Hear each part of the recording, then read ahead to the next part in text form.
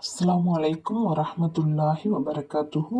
இன்றைக்கி நம்ம சூப்பரான சேமியா பிரியாணி எப்படி செய்கிறதுன்னு பார்க்கலாம். ரொம்ப சிம்பிளாக டேஸ்ட்டாக இருக்கும். ஒரு கடாயில் எண்ணெயும் நெய்யும் பாதி அளவு சேர்த்துக்கிறங்க. 3 ஸ்பூன் எண்ணெய் 3 ஸ்பூன் நெய் சேர்த்திங்கன்னா கரெக்டாக இருக்கும். அதில் பட்டை கிராம்பு சேர்த்துடலாம். வெங்காயம் ஒன்று, பெரிய வெங்காயமாக ஒரு வெங்காயம், ஒரு தக்காளி சேர்த்து நல்லா வதக்கி விடுங்க. 1 ஸ்பூன் இஞ்சி பூண்டு விழுது, புதினா மல்லித்தழை எல்லாத்தையும் சேர்த்து நல்லா வதக்கிக்கலாம். மிளகாய்த்தூள் காரத்துக்கு ஏற்ற மாதிரி சேர்த்துக்கிறங்க. 1 ஸ்பூன் சேர்த்திங்கன்னா கரெக்டாக இருக்கும். உப்பு ஒரு 3/4 ஸ்பூன் சேர்த்துக்கிறங்க. பச்சை மிளகாய் 1 சேர்த்து நல்லா வதக்கி விட்டு பிரியாணி மசாலா அதோடு சேர்த்துடலாம். தயிர் 2 ஸ்பூன் சேர்த்துக்கிறங்க. நம்ம பிரியாணிக்கு என்னெல்லாம் சேர்க்குவோமோ அதையெல்லாம் சேர்த்துக்கலாம். அரிசி பிரியாணி செய்யும்போது பொருட்கள் அதிகமாக சேர்ப்போம். சேமியா பிரியாணிக்கு நம்ம பொருட்கள் அதிகமாக சேர்க்க தேவையில்லை.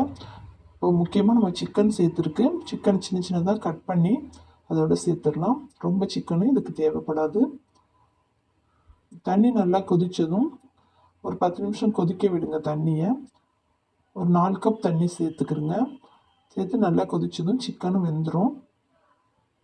இப்போ நம்ம அலசிய சேமியாவை அதோடு சேர்த்துக்கிடலாம். சேமியா சேர்த்ததும் நல்லா கிண்டி விடுங்க. உடனே வெந்துடும். தண்ணியெல்லாம் வற்றி உடனே வெந்துடும்.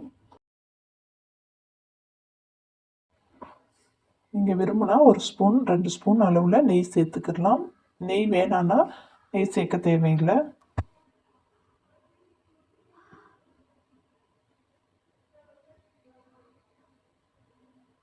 உதிரி உதிரியாக சூப்பரான சேமியா பிரியாணி சூப்பராக ரெடி ஆயிடுச்சு.